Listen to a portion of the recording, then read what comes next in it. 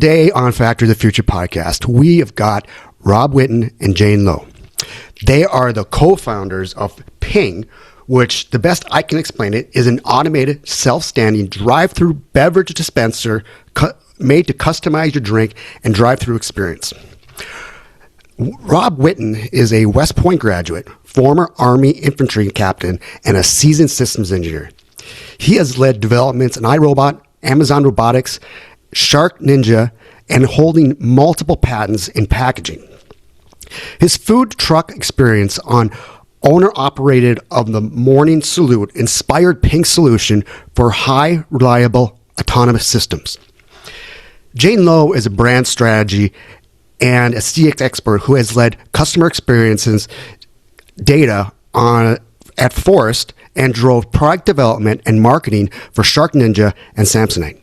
She holds an MBA from Chicago Booth, and together they build technology that serves humans effectively. You can find out more about Jane and Rob at pingthrough.com, which is the word ping, THROU.com. And you can see the wonderful products that they've got offer and the automation that they've come up with. Enjoy the show. Welcome to Factory of the Future, people-powered health. Podcast focused on trends shaping the future of manufacturing. I'm Alexandria Burek, your host, here with A.W. Schultz, two thought leaders with a passion for people and manufacturing. Today and every episode, we are diving deep into the advancements, sustainable practices, and dynamic changes transforming how we produce everything. And now welcome Alexandria Burek and A.W. Schultz.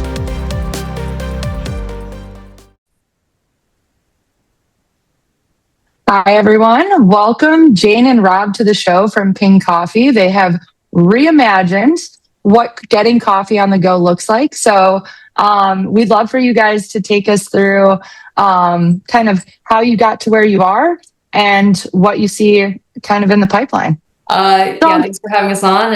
We're really stoked to share our story and our progress so far. So we can take that away. Why? What drove you to automated coffee? Am I using the right term? What do you want to call it? Or we you said there was two things you call them. What are they? Yeah. So if we're talking to our customers, it's a robotic coffee shop drive-through, a format they're really familiar with. And then, if it's an investor, we talk about autonomous micro retail platforms. So It just depends. Yeah. That's so interesting. So how did you guys come up with this idea? Let's just start with that. Were you guys just grabbing coffee and just like, there's got to be a better way? Like, yeah. Well, it started from anger issues. I got to be honest. So there we were 3 years ago. I had three teenage daughters in high school all at the same time. And they made me go through a bunch of drive-thrus. I'm not like really a drive-thru guy. I will avoid that line at all costs. I don't want to sit there and wait. I think it's crazy inefficient. And so they made me sit through all these drive-thrus. And I have the worst luck in a drive-thru. Like, it's a coin flip whether or not I get something even remotely close to what I ordered, right? And so I'm whinging about this one day, and Jane turns to me and she's like, with your food and robotics background and my customer experience background, we should totally solve this problem. And so we started looking at it, and no kidding, there's this number, 30% of people that wanted an order but saw the long line and left. It's called line bulk, right?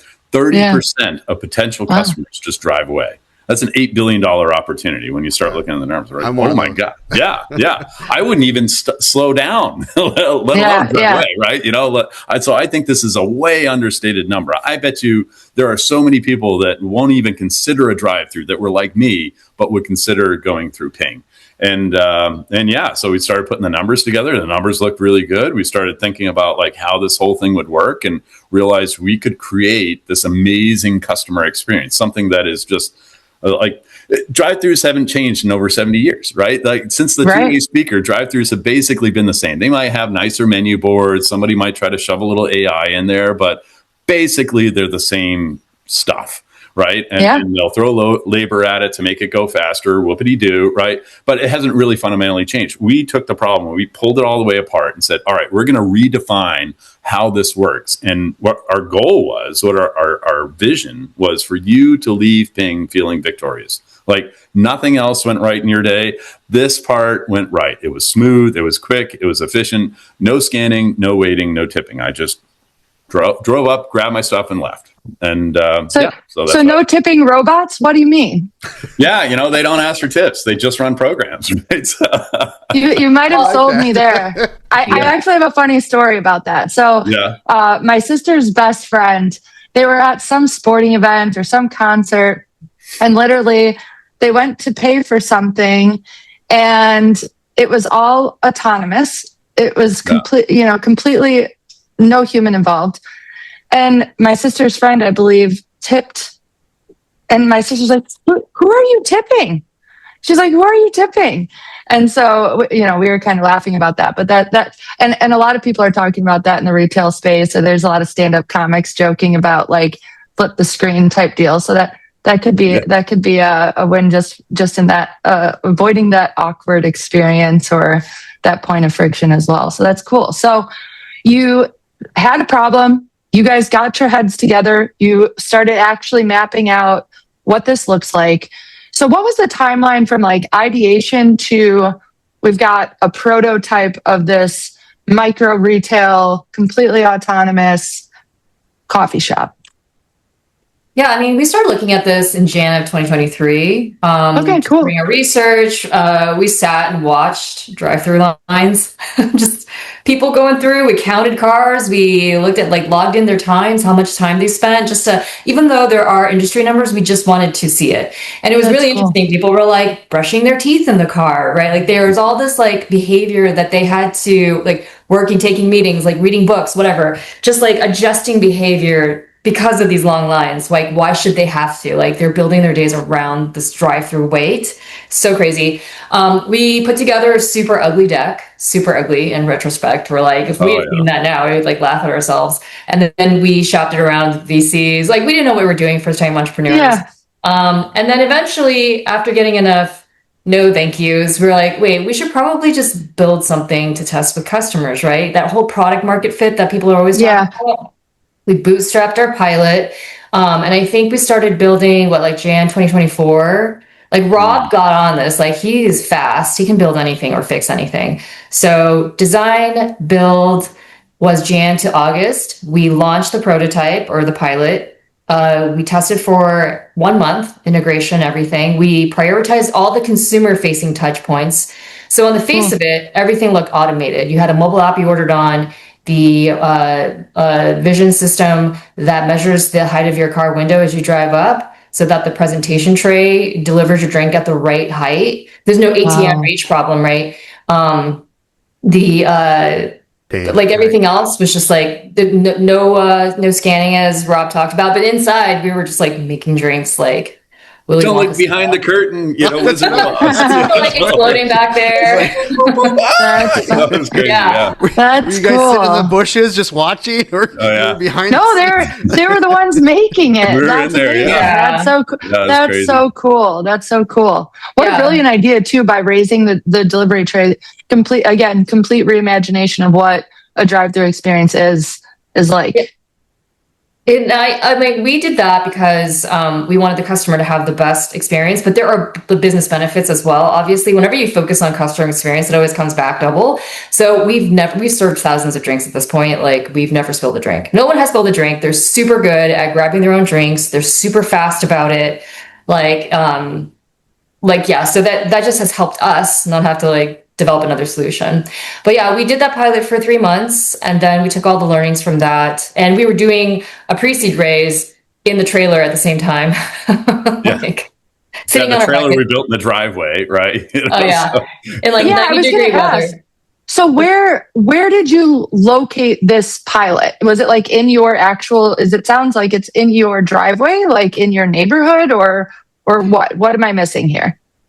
That's where we built it. Yeah. Yeah, that's where we built it. Yeah. Rob out there in 95-degree weather with 2 interns. And he does not like the heat. But we actually launched it in a parking lot of a office building that was right smack in the middle of the shopping area, like 15 minutes away from us. And this has really tested the sort of our like whole real estate thesis, which is that there are plenty of under-monetized, underutilized parking lots out there that are overparked in any given town. So now today we're looking at grocery stores because all we need are 10 to 15 spots.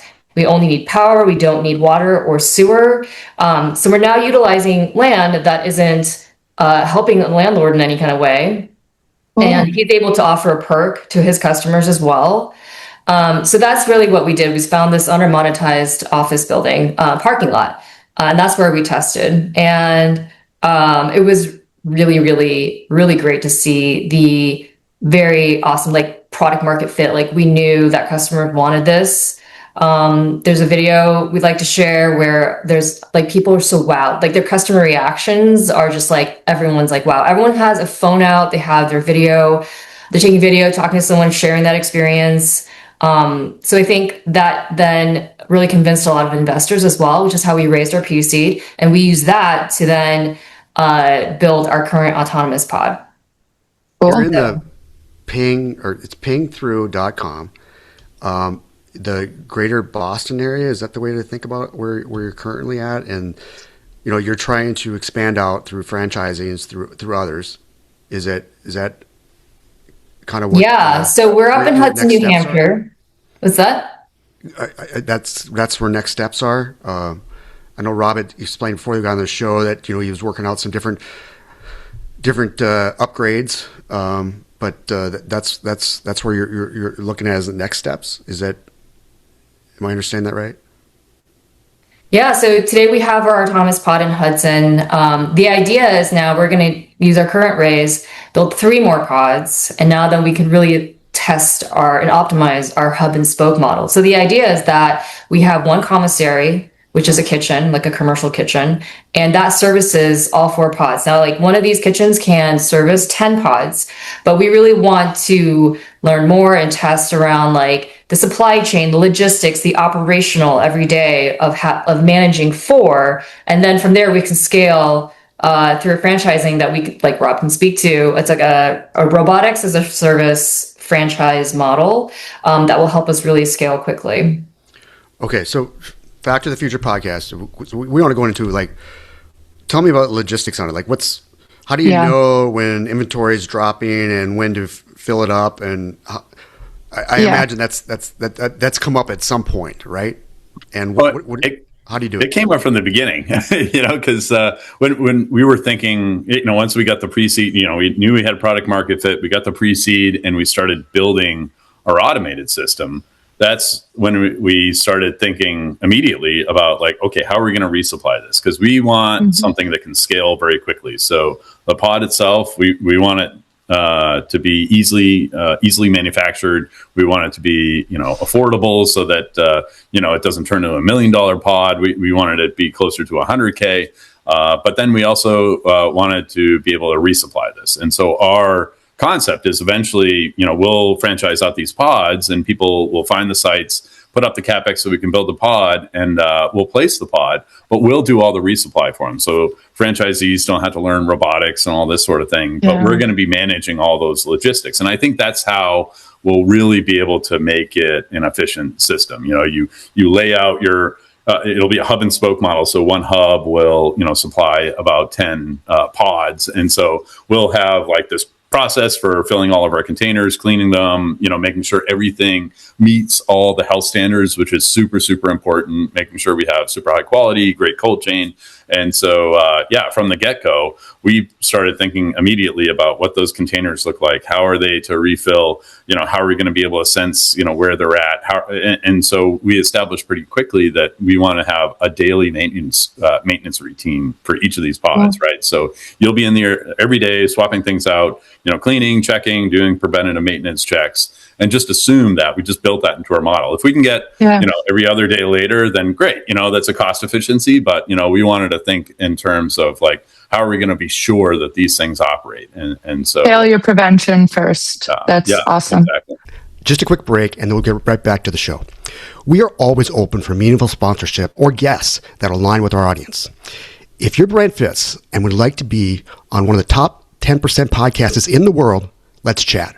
Reach out by email in the show notes. Back to the show. So I have a question about the water. I'm assuming that you have, you said you don't need water, you just need power. So do you have just like a large holding tank that you refill? How does that work?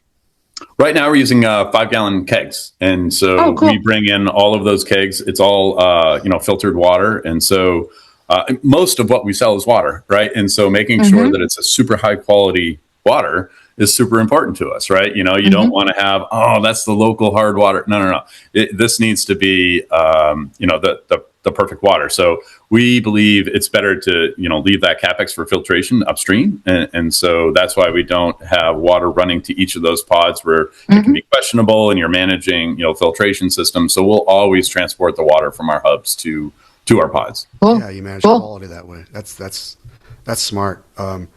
Did you accidentally find that, or was that something that you guys realized early on? That's something we realized early on, but there's an added benefit to now to place a pod. You don't even need a pad, right? You don't need to dig. You don't need a pad. Your pre-opening costs are super low. You just need a halfway decent parking lot, right? And a power hookup. And if you can put those things together, you're going to walk away from this and you're going to be like, ooh, that's a good spot. That's a good spot, right? And so that is, I think, super powerful, realizing that there are a ton of great spots that don't need much work, that you could drop a pod and suddenly be, monetizing. You could be making money off of this and creating this awesome experience for people that live near you. You're selling me on this now. Yeah. Come on. So we'll get you on the list. It's okay. As a franchise, then you have I can't remember the term you use, like central. There's got to be a central station, but then there's multiple pods. Hub and spoke model. Yeah, it's a method for like distribution, where you place like your distribution in the center, and yeah. Okay, so another like, where's the coffee coming from? Because I buy coffee. I love Chicago is famous for having really good coffee roasters. I've been fortunate to find some good ones out of New York, so I'll do like the subscription stuff. So like, where is the coffee coming from? Like, how did you guys go through like the testing and selection for the coffee? I'm equally as interested in the coffee question. Yeah. I mean, for us, when we discovered our partner Cometeer, that was the unlock. I'm not sure if you guys have heard of it, but they are a premium subscription of flash frozen brew that's sealed into aluminum pods. They'll ship it to you on ice. So it's super, super fresh. It's super good. They've captured all the nuance of coffee that's being brewed. And the great thing is we can use it both for our espresso drinks and for our coffee drinks because it is so intense and so concentrated. Nobody else does this. And then the other thing is we don't have much waste on site because all we have to do is add water to it and it just becomes like the perfect cup of coffee. So we don't have to deal with traditional grind and brew, no coffee grounds, no waste within the pod. So it actually keeps we don't really have any gray water as a result. So how did you select them as partner? And tell me about how like the partner conversation from start. Did they think you guys were a little crazy? Did they just immediately latch on and love it?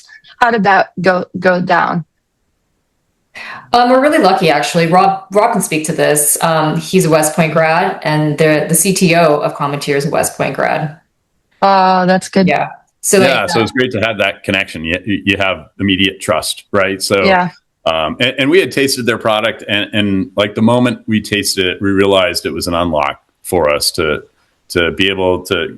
We wanted to get past that whole like automation. And, it's going to look and taste like a dirty Keurig on the inside, right? That's what everybody kind of thinks will happen in there. And so we wanted to err on the other side where like all the ingredients are just as premium as you can buy. Yeah. And so this is what that is, right? And so, it took a little bit of going back and forth, like, here are our needs. And, we need it in a slightly different form factor. And so, but, we came together on an agreement, like a partnership agreement pretty quickly, which is great. And they've been providing all the coffee, and people love it, right? So I think that's the real key here is that people are really enjoying the drinks that are coming out of the machine with that ingredient. I mean, we've done this in terms of sourcing our entire menu, like really high quality, delicious beverages, like our teas and lemonades are non-GMO, organic.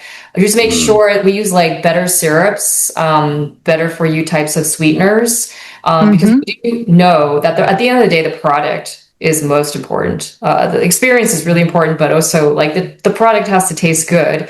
People really appreciate it. And the other aspect of this is we wanted to deliver them at reasonable prices, which is like our business model allows for that.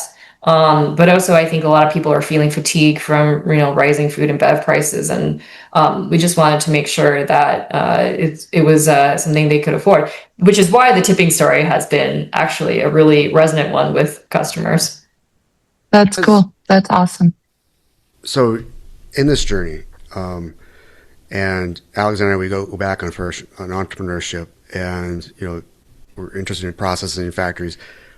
What was some of the biggest drawbacks that were surprising that you didn't necessarily anticipate that you had to or you had to correct? Drawbacks in terms of technically, or maybe challenges, or just things that you guys kind of like anything that kind of came up that maybe wasn't necessarily thought of or foreseen. Like you can't start a business and not have that happen, right? So what were some of those things, and how did you guys work through it? One of the things that we probably knew was going to be a challenge, but it actually is that from a real estate perspective, when we go out to get zoning or permits, this isn't something that towns have ever come across, right? We're like kind of a vending machine, but we're actually a drive-through, but we're automated, so there's nobody around, but sometimes there is. So it's like, right now we're like, for instance, on a hawker peddler. The good thing is like most towns, actually a lot of towns, 90% of towns are very, very like intrigued by this. And they're very like welcome and opening, very welcoming, which is why we're now on a hawker peddler, right? But eventually we have to kind of like define for them what we are. They have to like rewrite some of their like codes and things like that. Yeah. So eventually you want to get to the point where we're an accessory use, so that it's much easier to get approved. But yeah, that's something that we kind of anticipated, but it definitely is something that we have to put a lot of work in on. Like Airbnb, but with coffee and drive-thrus, right? Yeah. Yeah.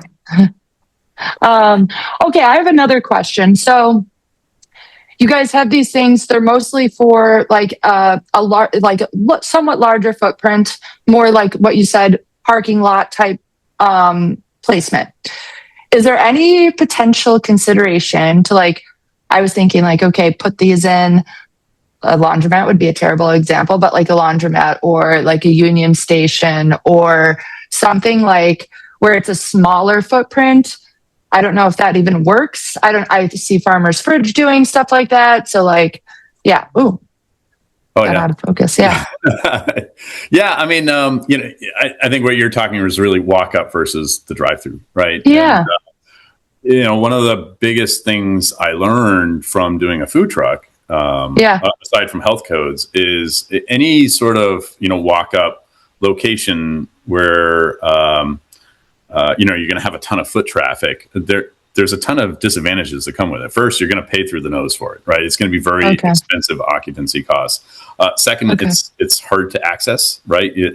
Getting, in my case, it was a food truck, getting into Boston, but, any, sort of, because we looked at like what vending machine routes look like. Those can be really challenging if you can't get your, van or whatever close to it. And from a technical perspective, we had a lot of walk-ups during our pilot where 10 people would walk up at the same time, order all at the same time and say, I thought this was supposed to be 0 wait, right? And so the concept doesn't really translate, provide the experience that we want to have yet on a walk-up type format. So, because, in a drive-through, we get our site for a song. Like it is not, like we're paying about $1,000 a month for our site. Wow. Name one Starbucks that can say that right now. Yeah. The cars are self-queuing, right? So, people order on the app, they share their location, and as they're getting close, we start making their order. And so we're able to basically have their order done as they're arriving at the site. They have to get into a line, and so that helps us with our sequencing. And we still get the same kind of throughput that we would get with a walk-up because people are driving to you in their cars, right? So, awesome. There's just a ton of advantages. And plus, like one of the things that we learned during our customer discovery too is there's a lot of coffee shops out there that can't have a drive-through because they're in that kind of town.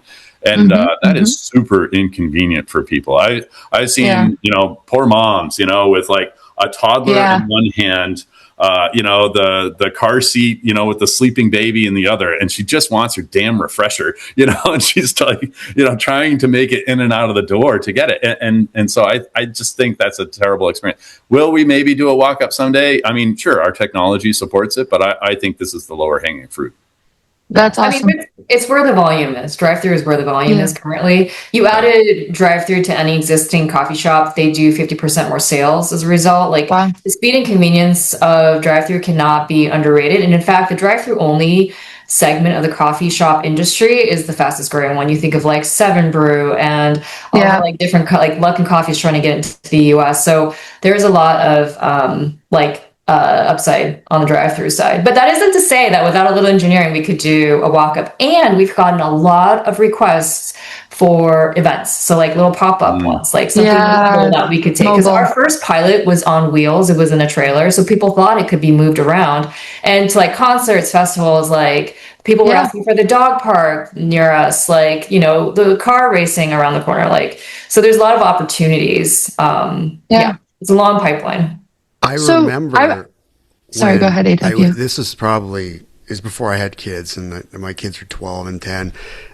So it was probably 15 years ago, and we were with a friend, and I don't know when the conversation came, but it was Starbucks starting to have like drive-throughs. Like, what do they have drive-throughs? And like, that's for food and stuff, and it was just new concept to me.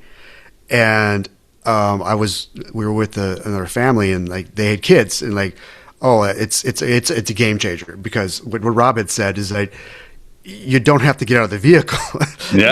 If you got two babies, it is so much work getting out of the vehicle. And I just I forgot about that concept because my kids are grown around. It's easier now, but that there's a workforce place for that. Yeah, there's a place for that. Yeah. Okay, so I'm thinking. Solar, I'm assuming that's crossed your guys' mind and you maybe thought about it, played with it. Maybe there's consideration for that in the future, because then that again reduces kind of that requirements even further, that can support your potential interest in mobile. So like, where are you guys at with that? What led to the maybe parking lot decision on the solar piece? Yeah, we're there actually. So, great. So we have inside of our pod, it's a giant refrigerator, and inside of that pod are two robot work cells, and they look like giant 3D printers for drinks, right? They move cups around underneath all the dispensers, cuckoo, it sends out your drink. All automation likes to run on super clean DC power. And so for us, we chose 24 volts. And so we have this giant 24 volt battery. Any stepper motor or DC motor, all that stuff is running off of the 24 volts. And so one of the nice things, doing that is you have super clean power. So you don't have the power interrupts and all that sort of thing. But you're just constantly charging that battery. So we have an inverter in place so that we can charge that battery. Once you have all that in place, you might as well put the solar panels up there and have a nice roof and get a little bit of free power. And actually, if we have a good sunny day, then that day and that night, all of the power will come from solar for all the automation. Now, the refrigeration piece, that requires more power. That's why we still have to hook up to LAN. We're looking at options to actually figure that piece out too. But, you take a step at a time. But the architecture is there. That's awesome. Thanks. Well, it sounds like a great project, and I could see you getting excited. The engineer in you is coming out, and I could see that there's a lot that you could probably speak to on that. I guess, are we getting ready to wrap it up? Do we have any closing? Is there anything you guys didn't get to say that you wanted to say? I think, we touched on it a bit, but I'm super excited about the long-term business model. I think the robotics is super fun and all the technology and everything, but, looking to the future, we're not building this for, just having a few automated pods. We're talking about thousands, tens of thousands of pods in the future. And so every bit of our design has gone into that thought in the future. How are we going to be able to put this into production? How are we going to be able to scale on our sites quickly, hence the franchise model? And are we going to be able to provide something that's just not, it's not just automation out there, like taking people's jobs, it's providing ownership opportunities for other people like us that have some money and a lot of motivation under $200K of pre-opening costs. A franchisee could own a ping pod site, start there, pay it back after 2 or 3 years, and then go get another one, right? And I think that's just super exciting. That's like, to me, one of the most just uplifting parts of our future is the fact that we're going to be able to help other middle income Americans find their dream, find the American dream. This is our American dream, but other people can jump on and be a part of it. So I think that's the most cool. exciting bit. I think it's worth mentioning we have a wait list for franchisees. And you'll find people on there that we've spoken to quite a lot of them, or they've come to the pod to visit, but they are, coffee roasters.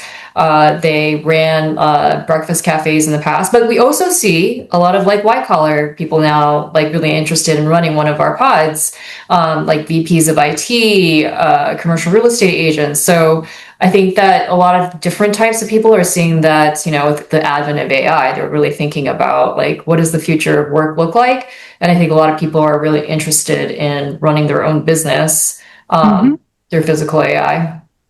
That's cool. That's cool. Yeah, and if they want to find you, pingthrough.com is the best way, and we'll have something in the show notes. It was great having you on the show. Really taking us down an avenue that, while it's our everyday routine, but there's a different way it can be delivered. And thanks for bringing that to us. Yeah, thank you guys so much. Thanks for having us. Thanks. Yeah, it's great to be here. This is Factory of the Future, and we are out of here like finished goods.